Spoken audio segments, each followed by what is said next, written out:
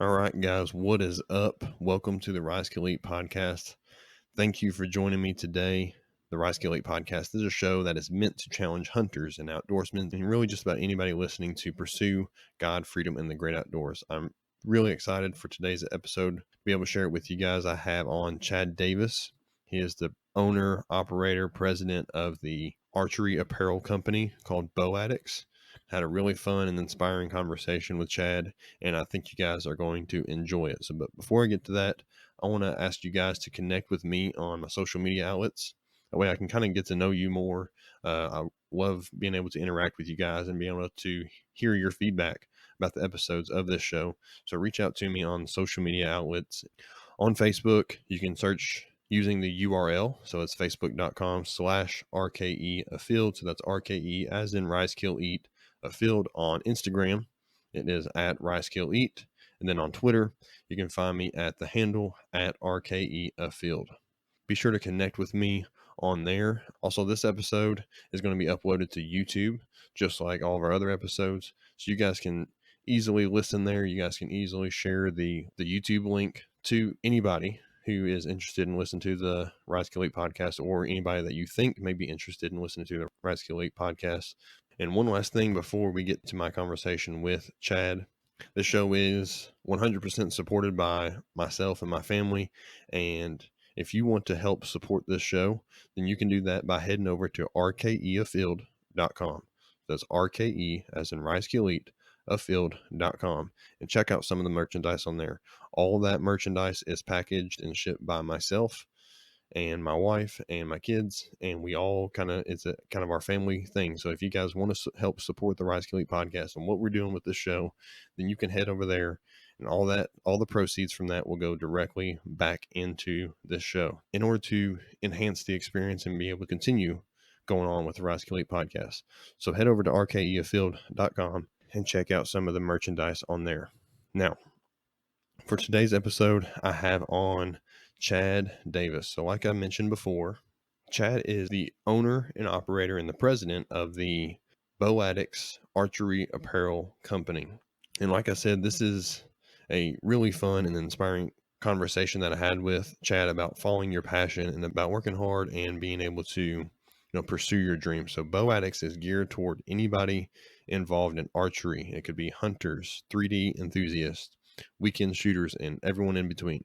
So Chad and the BOWADX staff are all perfectionists, and they strive to provide the absolute best in customer service and satisfaction. So quality is their number one priority. So whenever you get a BOWADX product, and I will have the links in the show notes for BOWADX and for what Chad is doing, then you will be holding something that you can be proud of. So check out BOWADX today and check out some of the apparel that Chad has, and it is some really cool stuff. I've actually got a shirt on the way as I'm recording this right now. It is in the mail, shipped out, and I'm really excited to be able to get it. So looking forward to being able to get that, and I think you guys are going to enjoy this episode of the Rise Kill Eat podcast. So without further ado, here is episode number 34 with Chad Davis of BOWADX Archery Apparel. Enjoy the episode.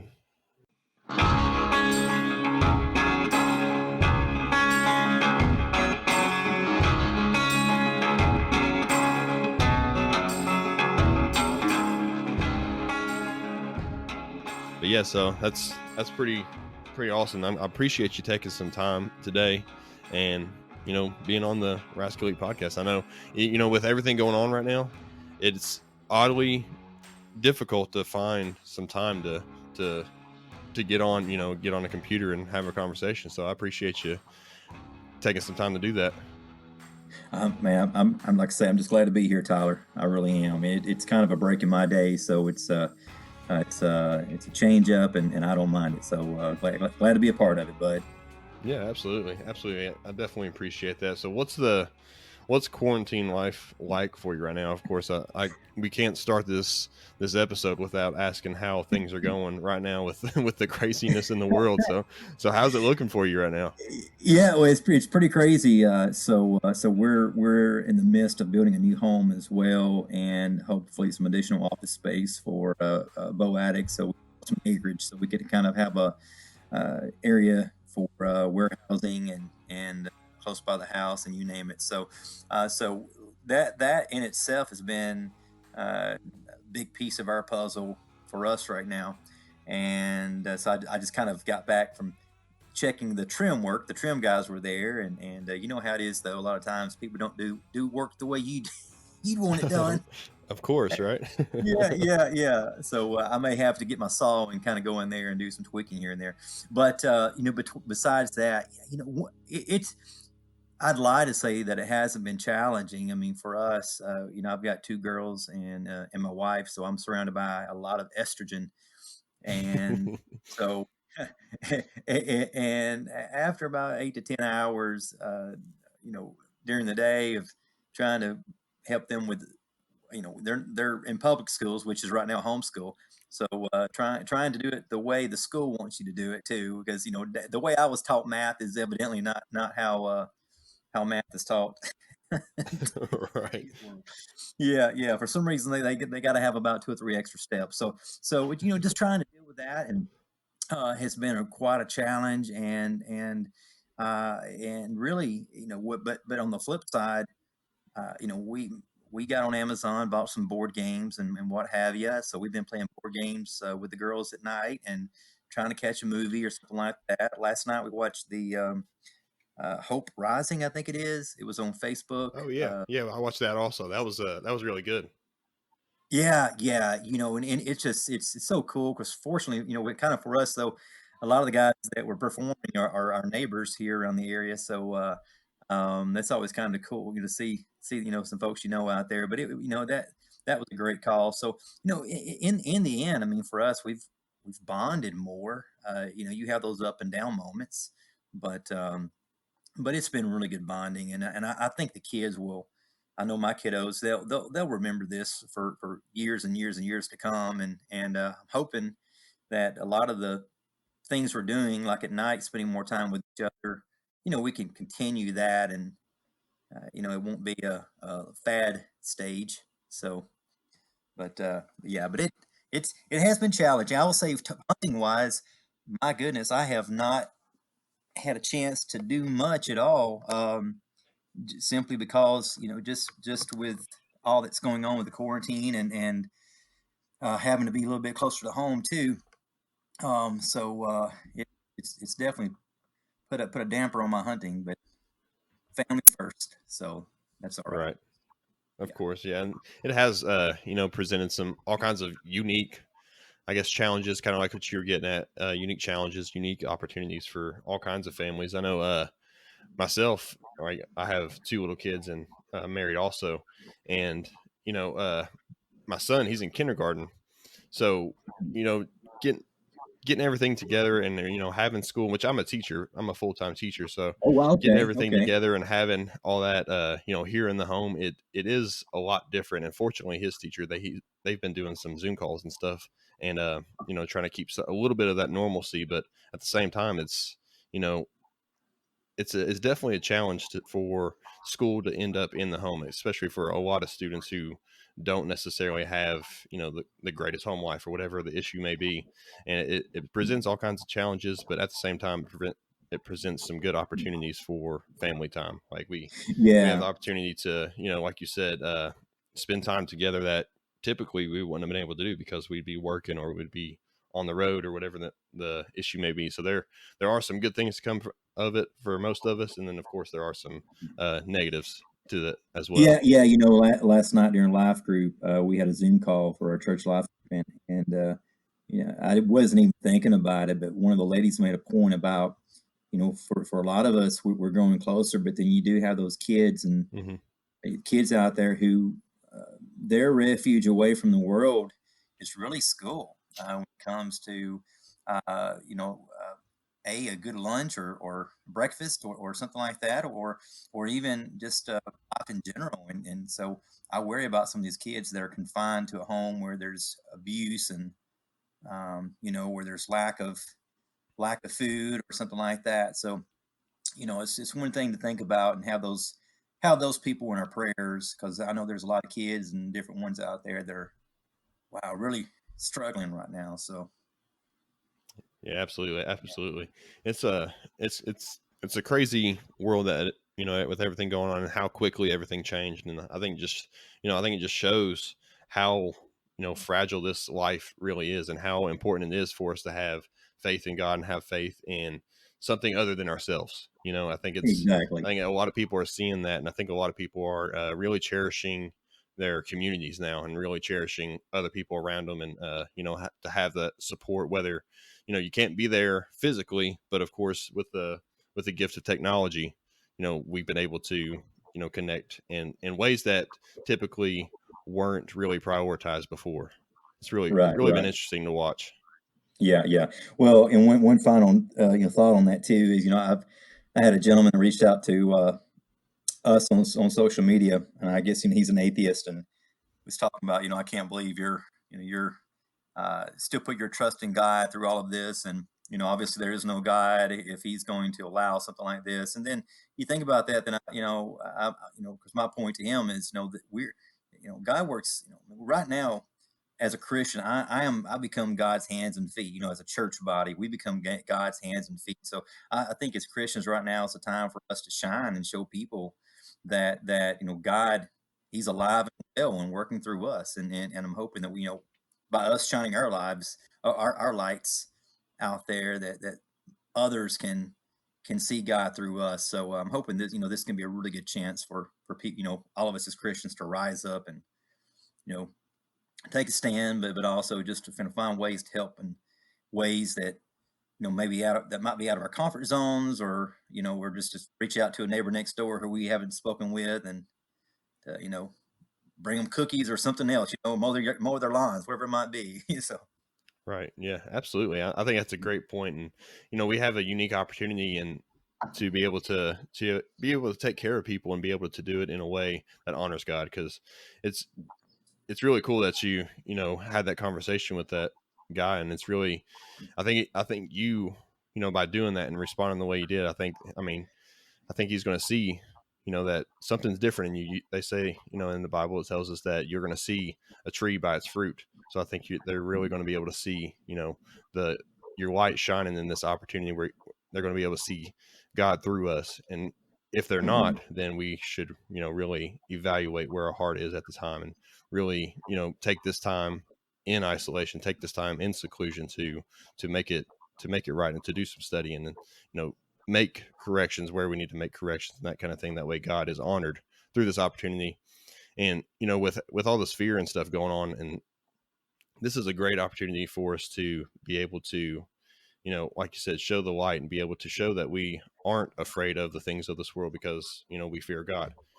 So, Right.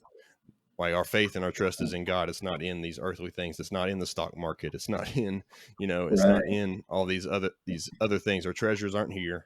Our treasures are in heaven. So it's a it's a great opportunity for us to be able to show that to people who are skeptics. Because right now, all kinds of people are having all kinds of questions, and Yeah. they just they don't know how everything is able to change so quickly. And of course we have the answers. So Yeah. it's Yeah. Exactly. like it looks like the world's out of Exactly. control, but in reality, God's been in control the whole time, anyways. So we were never in Exactly. control. Right. Right. Exactly. 100%.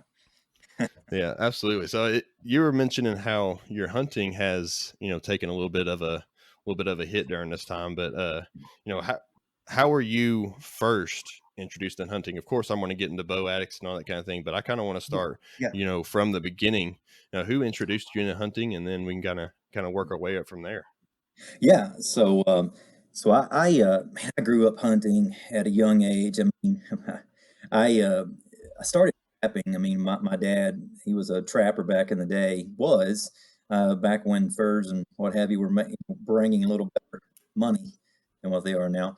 But we had the 200, the big reds, you name it, and so dad would run his lines, and we had, I don't know, around 300 acres or so, we'd be out in the middle of the night, early morning before daylight, running traps. And Dad would just put me on the four wheeler or the three wheeler and say, "Sit right here, son. I'll be back." And I wasn't scared or anything. And so I did that until I watched. I think it was Freddy Krueger one night. On the satellite. For some reason, I caught about half of it, and from that point on, I was like, Dad, I'm coming with you. So I wasn't scared of animals. Freddy Krueger, but but yeah, so I got my start primarily hunting or trapping and fishing. And my dad had built a lake when I was a kid. Dad, my dad and mom were both school teachers, so it was kind of amazing what all Dad did as a teacher. But he built about a 14 or 15 acre lake, so it was down by the house. So every day after school, I'd go fish for bluegill or you name it. I had the old zip code 33, and still love that Oh reel. yeah. And so that was my start, which then led to hunting, and I think my first deer I shot at, it took me 4 shots to finally make it happen. Which, you know, and then I think that was a buck, but it was a small one. I'll just say that it was a button buck, and but then which led about a year later, I think I took a spike, and I tell you, man, you know, I can't stand it when I see someone put down a small buck or something. If they're on social media and pick fingers or point fingers at somebody who took a small animal. But I'm gonna tell you right now, that spike I took, man, I was excited. I mean, I Oh was yeah. all over the place. And this day is probably one of the most exciting hunts that I've been on, killing a spike, because and it wasn't just the kill, the harvest, but it just meant so much to me. And and I was probably 40 foot up in a tree. Back then, I don't know. I think back then they thought you got to be super high, higher the better. Right. So Up there you swaying know with how, the wind. yeah, you know how it was. No tree harness, and we didn't even know what that was back then. I wouldn't let my young one, you know, get quarter of a way up of a tree that high. But yeah, so that kind of got me into it. So Dad, I pretty much uh, just hunted with my dad, and went from trapping and fishing to hunting and you name it. So I pretty much just every weekend I'd be out with Dad, and that's what we did. And so I've done it. See, I guess I started hunting when I was 9, and I mean, really started before that going with Dad, but really on my own. I think I was 9, and got into bow hunting. I guess I was about 11 or 12. Got the old Ben Pearson. I don't know what that thing shot, per second. It's probably shooting about 1,200, 15 feet per second. I don't know. You saw the rainbow effect as you shot the thing. But, that kind of that's when I got into archery too. So, and man, did that bite me. I mean, it bit me hard. I was just sucked into it. So, Yes. Yeah, that archery, I didn't start until much later. I had a friend of mine who really kind of got me introduced, really you're reintroduced into hunting whenever I was, I don't know, in the early 20s, mid 20s or so. And he introduced me to bow hunting. So I had some football injuries and stuff with my shoulder, my neck, and that kind of thing. So I never really wanted to try it. And he's like, well, just come over here and try it, and we'll see if we need to make some adjustments or something, or adjust the draw weight or whatever we need to do. Then we can do that. So I was like, okay, whatever, I'll try it. And then went over and started shooting it, man. And like you said, it bit me. Like it was, I was at that point, I was like, man, I gotta get out in the woods with this thing. This is really cool. And the whole discipline and the challenge behind it is just it's really neat. And it's cool that you were able to start so early. Like that's awesome, because my son, he's 6, and he's got him like a little youth bow that he can barely pull back and that kind of thing, but he's already getting bit by the archery bug, and that's really cool that you were able to start so early. yeah, and it's kind of funny. I kind of got out of it for a bit. I guess when I went to college, and it sounds bad. I don't mean for it to sound bad. I guess I started chasing two-legged deer more than four. And I mean, not that I was crazy or wild or anything like that, but you know how it is. You start dating and everything like that, and Priorities change a little bit yeah, yeah, around the yeah, time. yeah. My wife tells me, she said, you you lie to me, or how did she say it? She wasn't you lie to me. She was like, you false advertised, because you did not hunt hard at all when we dated. I'm like, well, I never did hunt beforehand. And then like, well, listen, I said, once we tied the knot, I'm like, hey, I gotta. I got to do something. But I really, I mean, I've always been into archery, but after we got married, I started like getting on archerytalk.com. Someone had brought that to my attention, and man, my personality is so addictive. Like when I get into something, I just really I want to know every single thing I can about it, all the mechanics, and from top to bottom, and you name it, and getting into tuning and things like that. So, and I was going through a bow probably every 4 months, not just because of trying to buy and sell, but I mean, I was making a little bit of money, but I was really just so intrigued with the different cam systems on different bows, and and just the different draw cycles, and really trying to take each bow and break it down, and kind of make the best I could of out of each bow.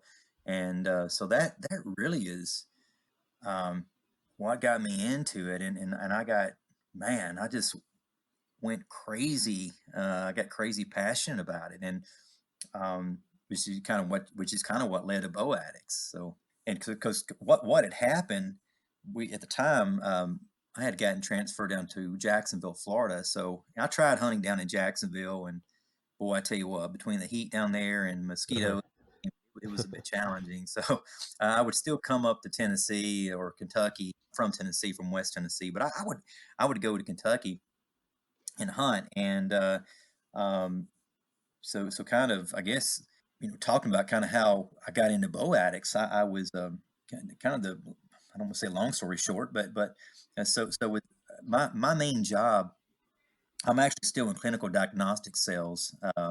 I've been with the company for about 12 years. Okay. And but we every 3 years we would get a new company car, and it would always come with Sirius Radio or Sirius, I forget what you call it, but Yeah. it with that, and so you'd get about 3 to 6 months of free, Sirius Radio.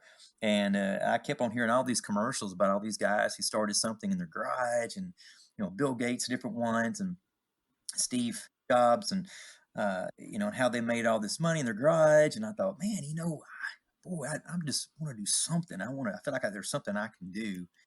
And I wanted to do it in the archery industry. And I knew I didn't have the mindset really to create some gadget. I'm not an IT guy or anything like that. But I thought, I was really into design, and I've always enjoyed art, photography, you name it. And so I ended up thinking, I think I could do like an archery apparel line. And back then, um, it's been roughly what 6 or 7 years ago. It was in 2000. Well, back actually that was around 2012, maybe late 2011. And so a lot of the T-shirts and what have you were, they had all kinds of stuff on them. They have flames and this and that, and I guess it was Hmm. the times, it was the Affliction brand. Um, but just a lot of different things on them, and then you would look at Under Armour, and you would see kind of these real modern, clean designs. And I thought, I said, I think there's a gap in the market for more modern, clean type of a look, more streamlined. And I would remember being in a tree um, in Kentucky, and my dad was probably about 80 yards away in another tree. We were both bow hunting, and that's where I was like, man, I've got to come up with something. So the original idea was BOWADDICTS. It was BOWADX, the whole thing. Okay. Yeah. And I had that idea. I actually drove back into Nashville after kind of playing around with it. Had a designer work on a design, and it was that. But that idea, I came up with it. Um, I think it was November 1st of around 2011.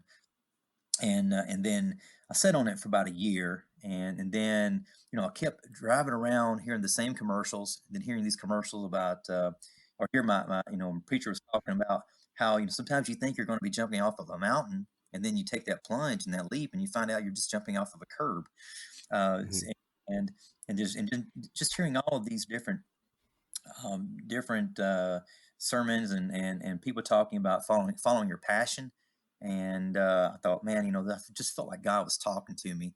And so sitting in that same tree a year later to that day, I started thinking about it again. And I thought, man, I said, I knew I wanted to incorporate faith into the hunting line. And that was my number one objective, So I just want to find a way to share my love for archery and tie that into my faith and love for God and Jesus and what all He's done for us and others. So I knew I kind of wanted like a cross broadhead type image in the middle. And then I thought, well, I got to kind of make everything flow. So I said BOW, and I was like ADDX. No, it's four letters on one side. And that's where it really came up with BOWADX. And man, I just thought, oh man, I love that. I love that. And I went home, talked to my wife about it. And I tell you though, Tyler, I went through, it wasn't easy. I do almost all of our design now, most of it. But back then, I've always loved art, but I didn't know much about graphic design. So I went through, I think, 6 different graphic designers, and a lot of the graphic designers, they would design, they were designing little 6-point bucks, and nothing against that, but I'm like, hey, Right. listen, Yeah. if I'm going to Got to have sell a the product. yeah, yeah. I got to have something that if we're going to have a skull, it's got to be something that somebody's like, oh yeah, I'd like to put that on the wall. Yeah. And so I thought, man, God, do you just not want this to happen? What's going on? Is it not your plan? And kept going off, paying this guy and that guy, this guy and that guy, and finally, I was watching Major League Bow Hunter, and they didn't have and their logo's fairly simple. It had Chip and Jeff Danker and Chip Yeah. and my brain's fried right now. I'm trying to think of the other one, Actually, I but had Jeff on this podcast. I think it was back last fall. Had Jeff oh on here. really? Yeah, I like old Yeah. Jeff. He's a great Yeah, guy. he is, man. I think the world of Jeff, and luckily he's got a lot of our BOWADX stuff. It's what, it's really cool getting to know him. That's awesome. But so Jeff's cousin, I think his first cousin, Mark Danker.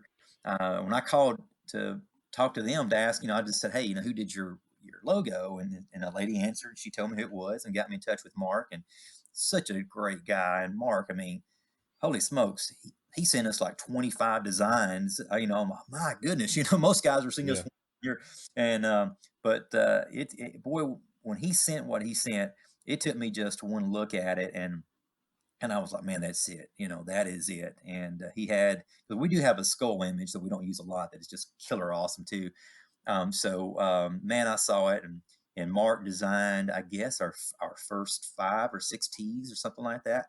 And we had a small $400 website. Trying to think who we used, not Shopify. It was Big Cartel, which is like a shopping cart type platform you can use. Yeah. And didn't know much about it. And the way we started shipping, we started small and started learning from there. And that was back in 2013. And since then we've sold to every state in the U.S. and I think 23 countries now. Oh, that's awesome. And I appreciate it. I don't take. I mean, that's all God. I mean, Right. I'm just blessed. All I'm trying to do is I've been blessed with the eye for, like I say, for photography and different things like that, and design. And I'm no master designer, but I just my goal is for the BOWADX to be God's company, and I'm just an employee. I'm just trying to do what he's blessed or given me and blessed me with, and taking my talents and trying to glorify him through my passions and my talents. So, Man, that's awesome. That's awesome. That's really cool. And, it's really awesome that you follow through with your passion, because it's so easy to just be like, you know what, I'm not going to do this. I'm just going to stick with my 9 to 5, and I'm just going to, coast through life or whatever. And so many people do, unfortunately. And it's yeah, awesome yeah, that you had that insight and you stuck with it and you persevered. And, like you said, your company it's God's company. You're just an employee. I think that yeah, if we have that mentality, just like it's whenever that Paul's saying, whatever you do it for the glory of God. Like, do it as if right, you're working for the Lord.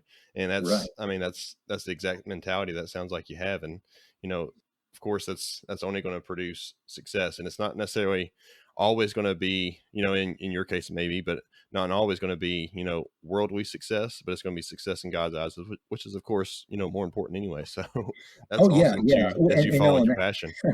well, and I don't want to make it sound easy. I mean, I Oh can. yeah, absolutely. There are certain.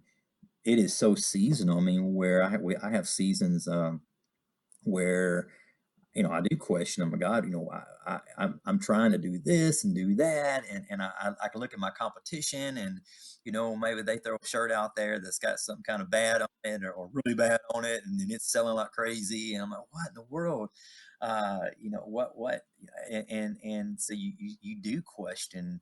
I hate to say question God, but you do question. Well, Yeah. just that maybe moment in time, and but then it could be it could be a month later, a year later, whatever. Then you're at the exact opposite end of that spectrum where you're thinking, my man, the sales are incredible, and God just blessed us so much, and so it's up and down. And but I tell people it's the same way with life. I mean, if you look at a fairy tale, it's never this downhill slope where everything's going awesome and you're just, treading along.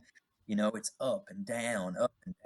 But you know, being, that's what makes it such an awesome story. And those down times is when you really got to rely on God. And I think He knows, man, you're going to question things and ask why, Hmm. but by asking why, when He can say, here's why, check this out, yeah, you didn't think I could do this, and I just did. And that's what's cool. And so that's kind of where I know it's been, like, say, for me personally. I mean, if somebody told me, 6 years ago that, I'd be having a chance to work with so many people in the industry and this and that. I mean, I've been like, you're crazy.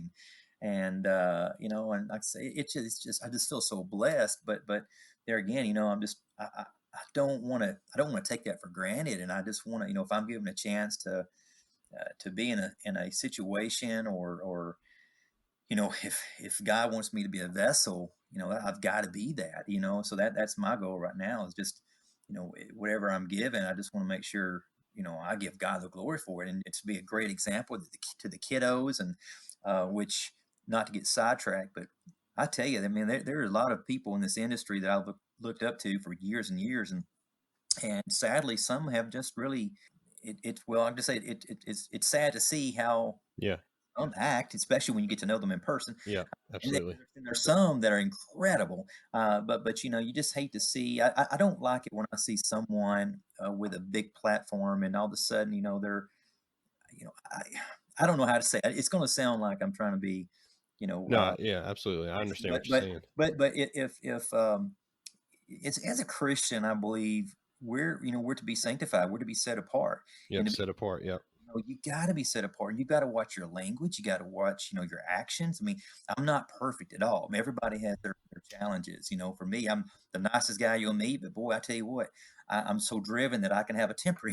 And but it's things where all these little four-letter words here and there that people use, and some people, when they grow up, and it's not a big thing to them. It's just, it's how they talk. But I really believe that, man, those are small things that really allow people, if they only know you for a few minutes, and that's all they hear or see from you, that's a legacy. Your legacy doesn't have to be 20 years long. It might be 20 seconds long, for so I really, I believe there again, as Christians, it's good for us to really think about every post we make, everything we say, how we act, and we're going to make mistakes. And when we do, say, hey, I'm a human, I made a mistake, but I'm going to keep trying to be better and better and better. So and I guess I'm going on a tangent here, but No, it's you're perfect. No, I definitely agree, because we all have a platform, regardless of, how many followers you have on Instagram, regardless of how many, whatever likes you get on Facebook, whatever the issue is, we all have a platform, and we all have a way that other people perceive us.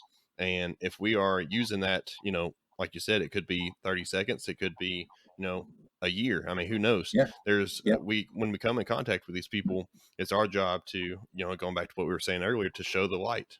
to show Yeah. God's light. We have a opportunity to be able to see, to be able to show Jesus so that people can see Jesus. Because for some Yeah. people, I mean, we may be the only opportunity that they have of being able to see Jesus, because they may be atheists, like kind of like what the guy you were talking to, not Mhm. too long ago.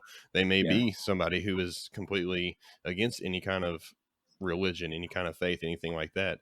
And by our Mhm. actions and the way we act and the way they perceive us, that gives us an opportunity to be able to share Jesus without actually, quote unquote, sharing Jesus. So I definitely understand Right. exactly what you're Right. saying. We all have a platform, and we all Yeah. have, a way that people are going to be able to see us and be able to see Jesus more importantly.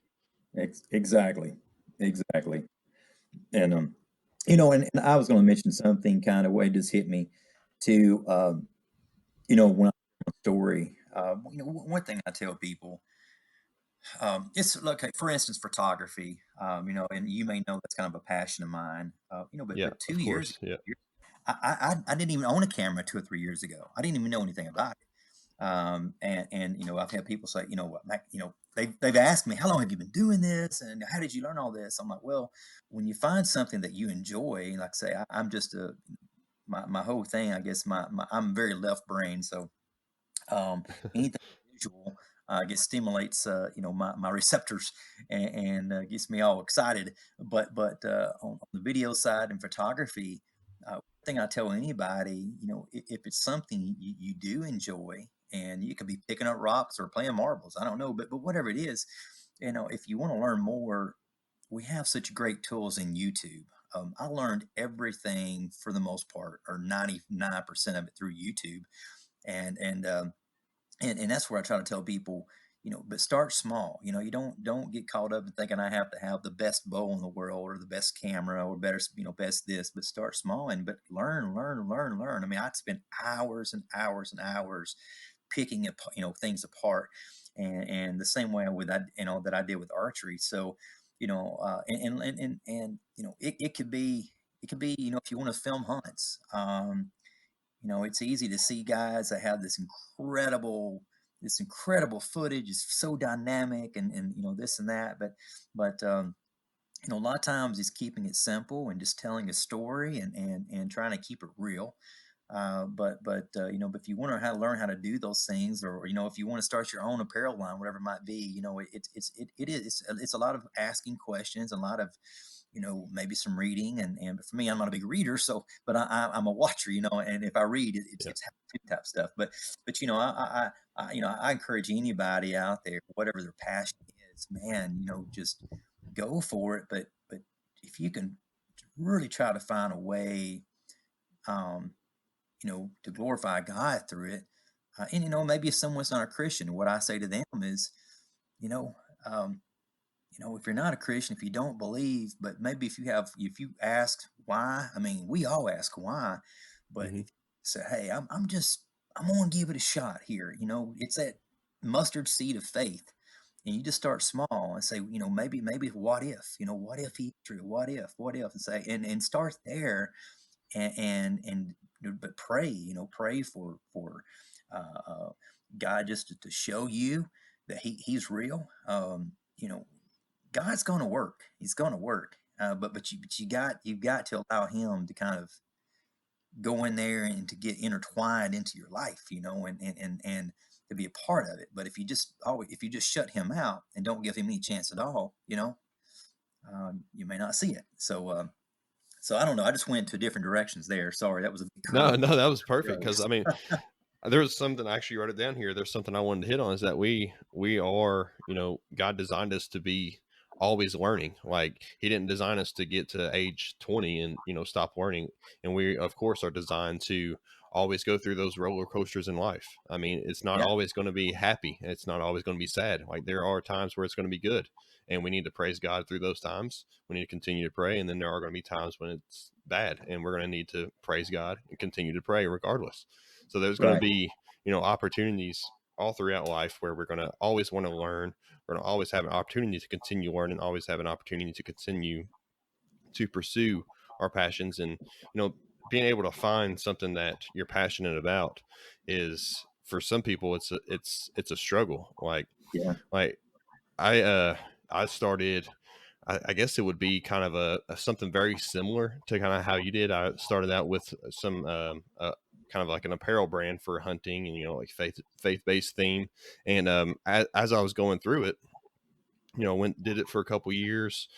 Things were going pretty good at the time, and I started listening to a lot of podcasts, and I was like, this brand that I'm trying to start here, it needs a voice. So Yeah. what better way than to literally give it a voice? So that's kind of how where the Rice Kill Eat podcast was kind of born from, and from there it's kind Yeah. of taken over the apparel brand. I've still got a little bit of the designs and that kind of thing associated Mhm. with it, but it's all about finding our passions and of That's course right. trusting God and pursuing what God lays on our heart, because I think for so long, I think it's a lot of people and myself as well, I think for so long people they will they'll just keep you know pushing it back in the back of their mind, and they never want to really step out and pursue it and take that leap of faith. And like you said, it may just be stepping over a curb. I mean, it Yeah. may Yeah. not be as bad, or it could be to the point to where it's really going to take some trying and take a lot of trial and error and that kind of thing. It's going to be difficult, and anything in life worth pursuing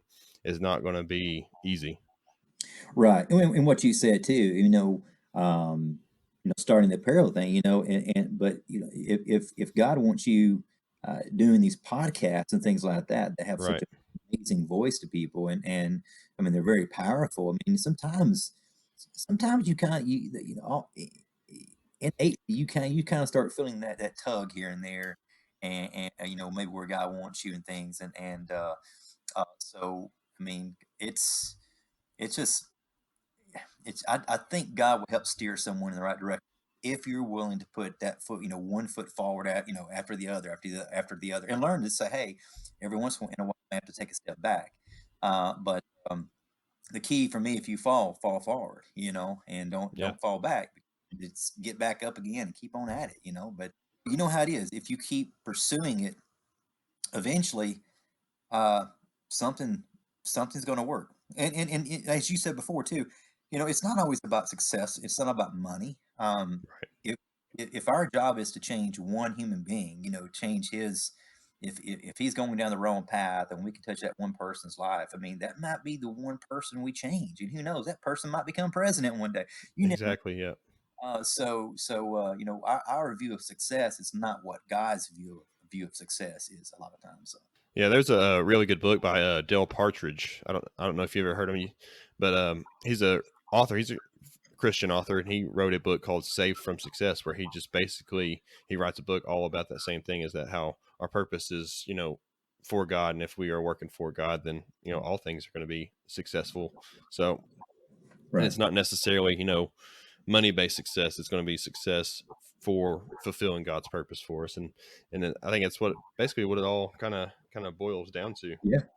Exactly. So Exactly. jumping back to BOWADX a little bit, I was kind of working around on the website some, and I saw something really cool on there, and it said that you guys donate 10% of profits to charities and organizations. So Yeah. what's We kind of the inspiration behind that? Well, that was one thing when I started the company. I mean, I'm like, I want to find a way to give back, and so I made that a number one priority to where we give back, and we try to uh, do everything we can. So we work with a number of charities. One big one we work with now is Cure International. I was listening to a Way FM, which is a Christian radio station here, and they had some stories about Cure, and so what Cure does, Cure they provide surgeries. It could be a lot of kids overseas. A lot of these kids over there, they live in little huts and places, and a lot of them have major burns. And if they can't, like the first little girl we were able to help out, um, she burned her arms. I think it was a pot of hot water that fell on her arms, and it's a burn at first, and it is always a burn. But what will happen is if they can't get the right medical care, as that skin draws in, it draws all that tissue in. Then their arms get stuck in a Mhm. position. They were just poor little thing. Her arms for like years were just um, she couldn't bend them whatsoever because the skin was stuck. You know? So what Cure does, they'll go in and do these life altering surgeries on these kids. It could be cleft palates, or you know, a lot of them have legs are bowed in, and they'll fix legs and you name it. But they share you the story with each kid, and then they'll take you through the whole entire journey. You'll get all these emails and different things. You could email them. We got to know those guys pretty well, and so Cure International is a big one. We work with Feed My Starving Children. 91% of each dollar goes to feeding the kids, which is pretty awesome. Yeah, Uh, that's awesome. so a lot of our teas might feed a kid for 7 to 21 days for every tea purchase. So you know it kind of depends on where we allocate those dollars, and then and of course St. Jude's is one we work with. Compassion. We through BOWADX we sponsor a number of kids through Compassion International, World Vision, Child Fund, you name it. And then local food banks. We do what we can, and you know, just basically anybody we see in need, you know, we try to help out, it's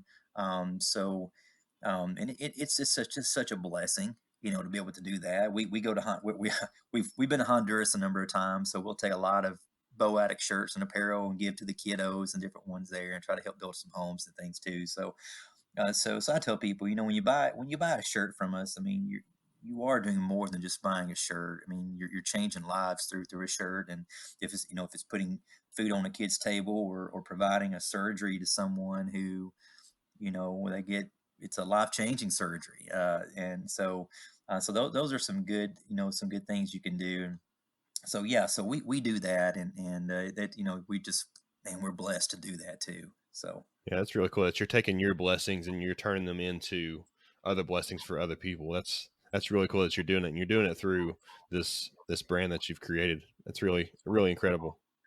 I appreciate it. I do, bud. That's awesome. But Yeah. one of the things also, while I was on the website, I noticed that your wife is also involved in hunting as well. Like, Yeah. So so I'm a what's lucky. that look like for you guys in your all's household? How, you know, how you involve your whole family? Because that's something that I'm trying to do right now. I have a 3 year old and a 6 year old. So my little boy, he's really into it, really into hunting. We're actually going to go here in a couple of days on a turkey hunt. He's really excited about it. So what's that look like for you? You know, with everybody in the household getting out and doing some hunting as a family. Yeah, it's pretty cool. You know, my wife, you know, she's taken a booner with her bow, and she's taken a roughly 160. I call him 160. He's a 159, like 7/8. By George, he's 160. Yeah, absolutely. Beautiful, you know, and you know, and she manages them well. Loves to bow hunt. And it's crazy. My wife is a makeup artist. You know, she's got this huge YouTube channel. Got, you know, she's blessed. You know, she does the same thing. She shares guide through her channel, and she's got around 30, 40,000 followers here and there. So, um, and so it's crazy having a makeup artist who hunts. But That's cool. her channel, You but don't hear that she very does. often. Yeah.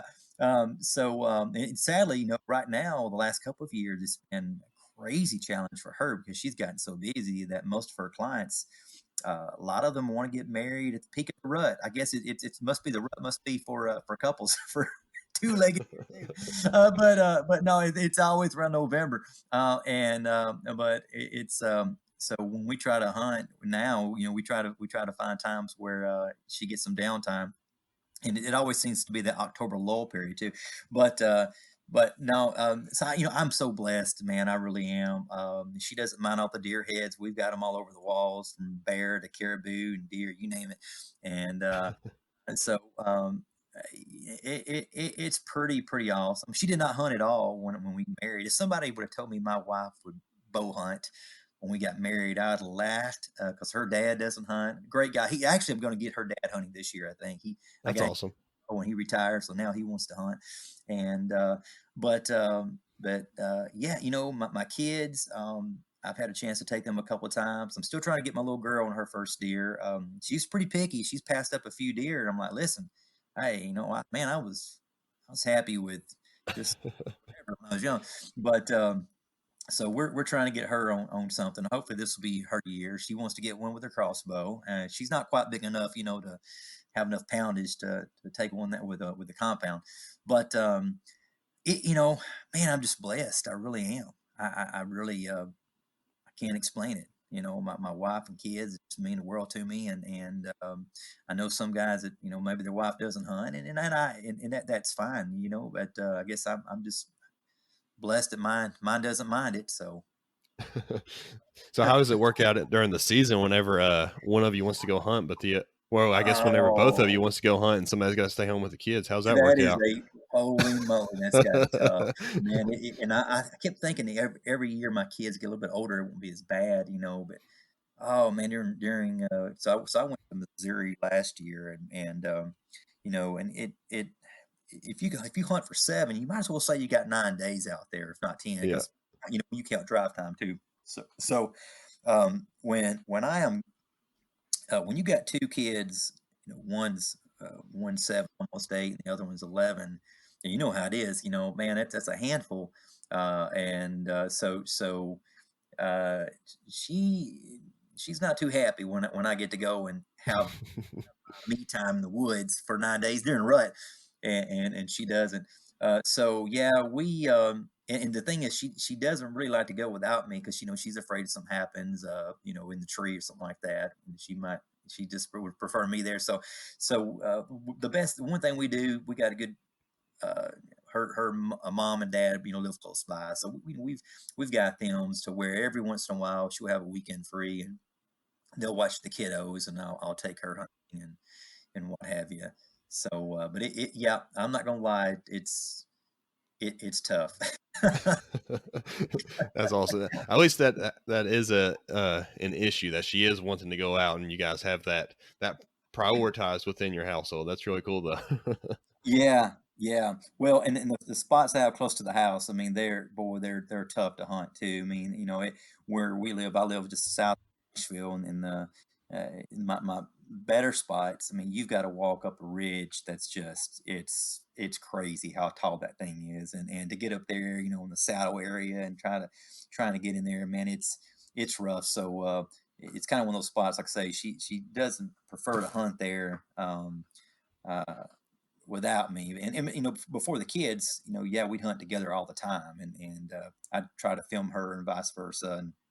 And I've been with her most of her hunts too, and been able to film her getting some good deer. So it's a challenge, but hopefully this year she'll get to go a little more than last year. We're like I say, we're in the process of moving. We hope to be in our new home in June, and we've got some acreage out there. And our neighbor, his name's Bubba. Uh, Perfect. That's awesome. yeah, and he he's got some hunting land across the road, and we've already seen a lot of deer in the yard. So we're trying to be old good friends with Bubba, and so my Oh wife's yeah.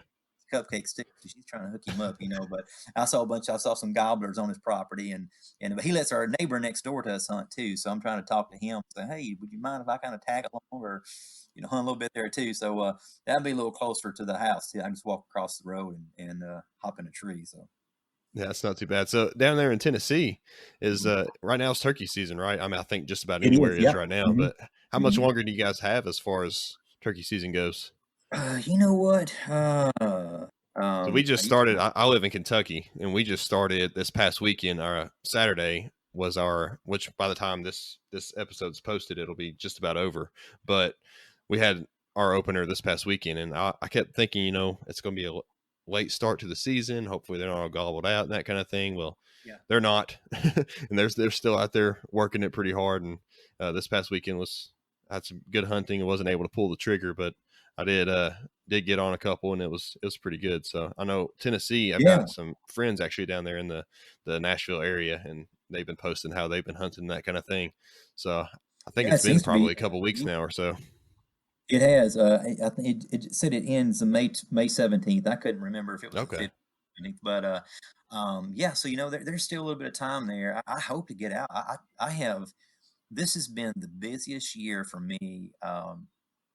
That I can remember. I say that every year, and I tell you this much, you know, uh, 'cause everybody thinks, oh man, being in the outdoor industry is awesome. And I remember Stan Potts, I was talking to Stan, I used to sponsor one of his shows, and he was telling me, you got to be careful when you really try to get into the industry because you can get so busy.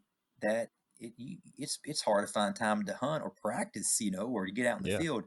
And I was like, oh man, that can't be the case. But really, um, uh, with Bow Addicts, it's so much more than putting shirts and things like that online. It's because, especially I do all the design work, and most of all the ads you see, I pretty much design most of those. And I can't tell you how many hours and hours and hours and hours each week I spend. Sometimes getting up at 2 in the morning working on things, and so it never stops. So it's made a challenge for me trying to get out in the field, because a lot of days, I've got so many engagements and things like that. Then I've got my main job, and I work in Kentucky. I cover most of West Kentucky and Tennessee. So, I have I put a lot of hours in each week, so it really, like I say, it's become every year it gets a little more challenging as things grow, because more and more people start reaching out to you and things like that, and you're trying to fit it all in. And I'm the king of sticky notes, so I've got them everywhere. That's awesome. Yeah, so but no, I'm hoping to sling an arrow at one here soon. So There you go. That's I great. usually go to I hope it all works out for you. I appreciate it. I was gonna say, usually I go to Missouri, Gander Outfitter. They're out in Shelbyville, Missouri, and Adam Gander Yeah. there's a dear friend of mine, and so I usually go out and hunt with Adam every year. And uh, it's just this year, the coronavirus, the way it hit, it just it wasn't going to work out, because most of the time I'll go there and I'll hit it hard for about a week, and then I can, last year I took two good birds. He sent me a photo of one. My wife wouldn't let me. I've already got so many mounts on the wall, and I've already got a turkey. I killed a 5 bearded turkey last year. It's kind of a bird of a lifetime. And he said, "You're going to mount that, aren't you?" And I'm like, "Well, yeah, I don't know." He said, "No, you ain't. I can tell by the way you mentioned it." And she said, "You're not putting down the wall. We don't have any more room." And so he sent me a picture yesterday. He got it in, and so he's putting it in his lodge. But so usually I'll get it out of my system and hunt really hard down there, and we've had a lot of good success. So that's been the challenge this year, not being able to to do that. So It is odd how this coronavirus, this whole pandemic and everything has affected hunting. Initially, whenever it was kind of first starting to roll out, there in the beginning of March, mid March, or whenever it was, at the time I was like, it's not really going to affect it a whole lot. But the biggest thing that I've noticed is that it has affected like being able to get permissions, because I can't really go yeah, up and knock on somebody's door now and right, ask right, if I can hunt their land. So it was yeah, yeah, I was kind of scrambling there for the first couple weeks before the season started, trying to find well, somewhere to actually hunt. Which fortunately yeah, we have a whole lot of public land out here where I live. I live in Moorhead, which is on the other okay, side of Kentucky, but we have a whole bunch of public land out here. So that was kind of my backup. But if you can get on some private land, that's of course ideal. But it's just weird how the pandemic and how everything just kind of hit right at about the time I usually start knocking on doors. yeah, yeah. Well, I could tell you, Adam, it's been hard on him and other outfitters, simply because so many of his clients and different ones. Um, a lot of these guys have been impacted, and they've lost jobs. They're laid off, or their business is just 40% right now, and so all of a sudden, they can't afford to go on the hunt. So, or this time of year, a lot of guys they send in their deposits for the deer hunts, and so Yeah. it's also been a challenging thing for guys. So a lot of guys are kind of being like, "Hey, I got to hold off to see how this, what's going to happen." So it's just, and as I mentioned earlier, my wife's a makeup artist, so she's had numerous weddings canceled. I mean, I can't remember how many she's had canceled, but it adds up. I mean, it's pretty crazy how it's affected so many people. So and for me, it's just hard, um, with the kids here and things like that, and trying to go hunting. You kind of feel guilty Yeah, when definitely. Definitely. There you is know. that sense of guilt that you have, to leave home, and leave family, and they're sitting at home while you're Right. out running around in the woods. I definitely can relate to that. Yeah, yeah. Well, and I have killed a lot of turkeys. I've been real blessed in the area too. But and I'm a whitetail fanatic. I mean, it's kind of like I'm maybe going elk hunting this year, thinking about it, and we'll see how all this turns, plays out. But it's hard for me because in Kentucky, most of my hunting's in Kentucky, and Mhm. early season Kentucky, that's usually when I get my best bucks in a pattern, Yeah. and I love hunting early season Kentucky. And so I always have this teeter-totter effect. It's like, I want to go hunt elk, which I know it's phenomenal. But it's also, I mean, a couple years ago, I had a world-class buck on my camera. He's coming in 5 days out of 7, and I could have gone on an elk hunt. I'm thinking, man, if you got a chance to take a 180-inch deer, that, what do you do? So I Right. chose whitetail. And so I'm like, man, because if I already take off 4 or 5 or 6 days during that time of year in September, and so like, well, if I do it for elk, then I can't hunt my buck. So I've got to figure out how to make that work too. But, Definitely, yeah. I love always hunting open season that or that first early season of Kentucky because I mean the plants are still green. Like I usually hunt early season on a soybean farm that's actually right up the road from me, and yeah, you can pattern those deer pretty well, and everything's still green. The weather's usually in the evening it's not too bad. Like it'll kind of start to cool down a little bit. yeah. But yeah, I love that early season, and November are my two favorite times Oh to get yeah, out and do some man. whitetail hunting. It Nothing is, else like it. it's not. And like I say, and I've never elk hunted, and I know it's like they say it's like combining turkey hunting and whitetail hunting and times 10, and I'm sure it is. It's just all I've known. It's just like I say, I'm just such a driven whitetail guy, and I just love it and think about it all the time. We picked up a new farm in Tennessee and West Tennessee. It's just a killer, farm there, and I don't know. I just as bad as I want to go elk hunting, I just man, I'd hate to. Like I say, most of my success the last 2 years in Kentucky has been early season, and Yeah. I'd hate to miss out on that. Of course, the flip side is I haven't hunted the rut in Kentucky in several years because I hunted in Missouri this year, and you know how it is. The big buck I was after, I didn't have any luck in Missouri, but when I went back to check my trail camera, at 1:30 in the afternoon, here he comes. And Of course, right? I'm like, man, I should have known. Yeah, Oh man, but absolutely. Yeah. yeah, Well, I wanted to definitely respect your time as we are bumping up on our time here. So I do have a few more questions for you though. I did okay, see, I think it was today or maybe yesterday, somewhere recently that you guys have BOWADX has a new turkey glass call out. Like that thing looks yeah, pretty sweet. man. Holy cow. Yeah, I tell you what, yep. So my good friend Ernie, he's with Headbuster. It's Headbusta, Headbusta call. Okay. And I get to know Ernie. They wear a lot of bow addicts, and they have it's called part time hunters, I think it is. They have a TV YouTube channel, and Ernie, he is a turkey fanatic. I mean, he's just eating up, and man, he always calls. I mean, they're fully custom, and hooked up with Ernie and Bubba, another Bubba that I know, Bubba You know a Crosby. lot of Bubbas. Yeah, yeah, yeah. And and I said, man, I'd like to get some, good call, and he showed me some of his work, and I thought, man, that looks doggone good. And so I kind of worked up the design you'll see, on the front there, and kind of said, can you make this happen? And boy, did he do it! I mean, and they look awesome in person too. Sometimes you'll see them online, and like, I don't know if they'll look that good in person, Mhm. as good, and they really do, but they sound amazing.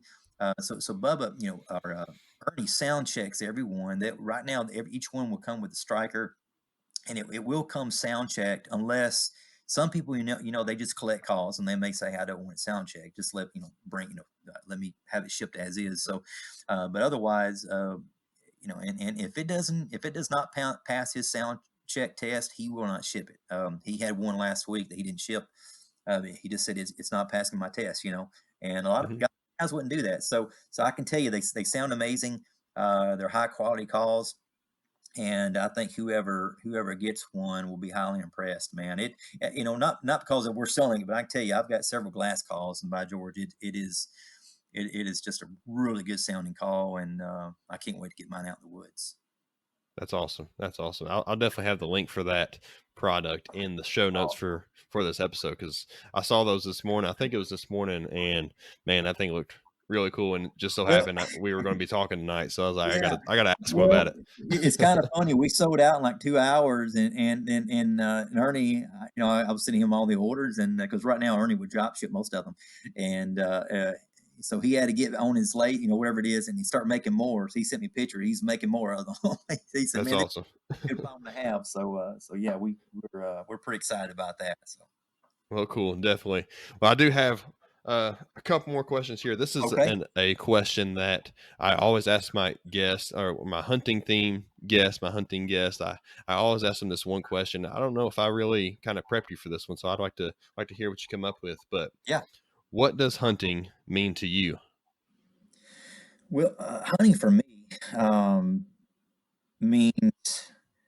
See how would I word this right here? Yeah, for me personally, it is a time for me to get out and enjoy what God has created from a very um, what's the word, organic standpoint. I mean, just you get the raw of everything, just real and raw. And um, I, I know for me, it's not just about killing an animal. That's not what it's about. I mean, I pass up way more animals than I shoot, but it's a time where, man, I can be stressed out, I can be worried, you name it, but I can go sit in a tree, or I go sit next to a tree for a few hours and talk to God, pray to God, look, relax, and you know, and come back home, and my wife will tell you, I'm a different man. I'm excited. I don't know what it is. I feel joyful. So it's that moment I have to really, to really get to enjoy God's creation. But I feel, I feel like as a man, God made a man, a hunter and a gatherer. It's kind of how, for most of us guys, Right. and for me to being able to experience or have that opportunity to be a hunter or a gatherer, um, I just, it's like it's a puzzle piece for me that I, maybe for it's not present, but then I get to go out there and put that piece of that puzzle into my life for a little bit, and I just feel good about it, man. So it's that. It's also conservation. As hunters, I think we're all conservationists, and really trying to do it to manage a herd and to do what I enjoy, but not just, like I say, not just to harvest an animal, but it's being able to um, experience it in a way to where it's, if you have a chance and you're lucky enough to have the harvest, I mean, you can just, there again, you can give God the glory for it, but you're able to feed your family. I've got deer meat right now in my refrigerator. It's the last 2 packs I have from last year, and so tomorrow I'll be cooking that up. So it's a chance to feed my family, and to be able to really just uh, have a chance to respect that animal, but to enjoy that animal, and there again, it's creation, and the food that is provided. So I don't know, there's the harvest, and there's the hunting, and there's just the aspect of being with God. It's all intertwined together. But for me, it's, bottom line is, I just feel as a hunter and a gatherer, I just it's that one puzzle piece that just helps me additionally get kind of linked in to God and His creation. Absolutely, absolutely. You just hit on everything that I'm trying to make this show about, and that's really why I wanted to have you on here, because I knew that you were somebody that was going to be able to, relate to the mission of this show, and of course that is, like I said, our slogan: God, freedom, and the great outdoors. It's all those things. It's an opportunity for us to get with God. It's an opportunity for us to, provide for our families and feed our families, and really just kind of reset. And that's why Rise, Yeah, Kill, Eat is the exactly. name of this podcast. So I appreciate it, Exactly. man. I really do appreciate you being on the show. This was a really fun conversation, and man, that was really cool. I appreciate that.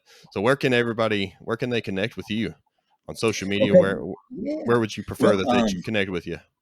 well, they can always reach out through on Instagram. It's at BOWADX, and that's BOWADX. Um, my personal page on Instagram is at Chad Ryan Davis. So they call me in high school. I don't know why my middle name is Ryan. It's Chadwick Ryan Davis, but someone started calling me Chad Ryan, and it just stuck, I guess. So Chad Ryan Davis. That's where you'll see more of my personal photography and things like that. So Facebook as well. It's Facebook, I guess, .com/BOWADX. Then website, www.bowadx.com. If you be looking for specials and things like that, a lot of our specials we put on our social media pages, and we try to run those from time to time. And this year we're trying to run a few more specials simply because with the COVID issues, so many of the shows we were going to be doing this year, we can't because they got canceled. So we're trying to make up for it and running more sales. We'll have a sale fairly soon. I'm just waiting on inventory to get here so we can restock.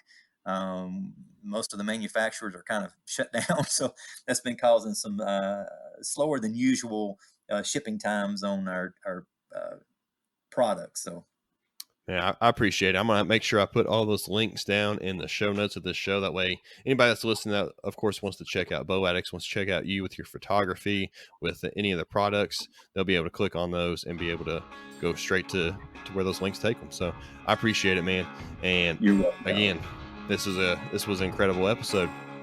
Awesome, man. I enjoyed it. Enjoyed talking to you, and keep up the good work. And I'll be praying for you and all your listeners as well. And there again, totally enjoyed it. And God bless, brother.